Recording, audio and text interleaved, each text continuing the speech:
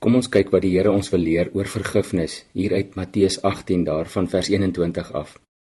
Die woord vergewe kom 132 keer in die 83 vertaling voor, en vergeef nog 13 keer, en vergifnis ook nog 3 keer.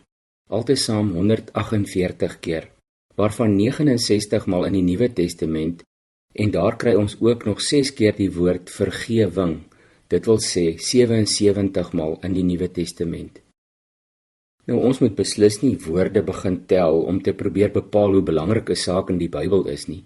Dit is net bloot 'n aanduiding van hoeveel die skrywers daarvan verslag gedoen het, dat God of een van sy gestuurde en geïnspireerde skrywers oor 'n spesifieke onderwerp aan die woord was.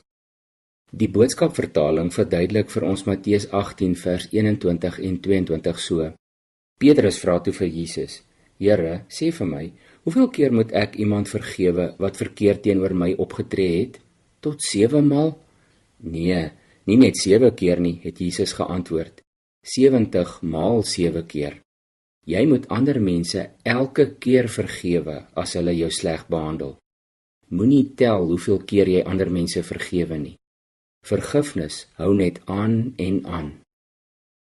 Aan die einde van die gelykenis wat Jesus dan oor vergifnis en vryspraak vertel het, het ons gelees: die koning het vir daardie ondankbare slaaf gesê in Matteus 18 vers 33: Moes jy nie ook jou medeslaaf begenadig soos ek jou begenadig het nie?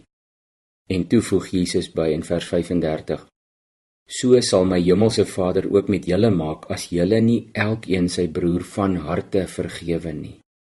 En soos ons weet, is die term broer ook gebruik vir medemens.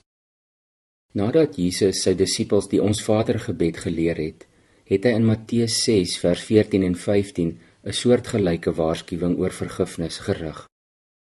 Dit is baie belangrik om daarop te let dat die fokus in die betekenis van harte vergewe in vers 35 op die skuld van die oortreder is en nie op die oortreding self nie. Die gebeurtenis, die daad van die oortreding word nie ongedaan gemaak nie. Dit word nie verskoon of goed gepraat nie, maar die skuld wat uit so 'n gebeurtenis spruit word afgeskryf. Om te vergewe beteken dus in wese om die skuld as gevolg van die onregmatige optrede, soos die koning in hierdie gelykenis gedoen het, om die skuld kwyt te skeld. Ja, wonde neem baie lank om te genees en soms bly daar littekens oor, maar skuld kan vanuit 'n hart wat deur God gereinig is, dadelik afgeskryf word, soos hierdie koning ons gewys het.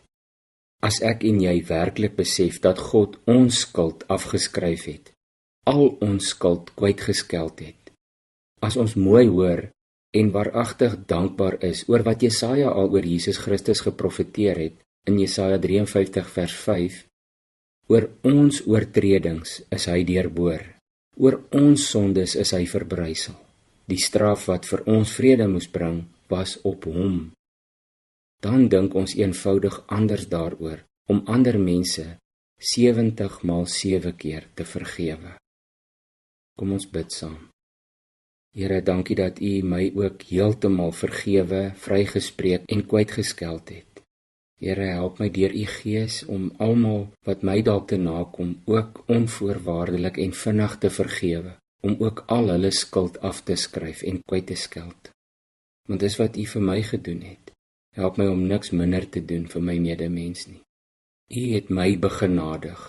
Leer my om ook ander te begenadig, asseblief. Amen.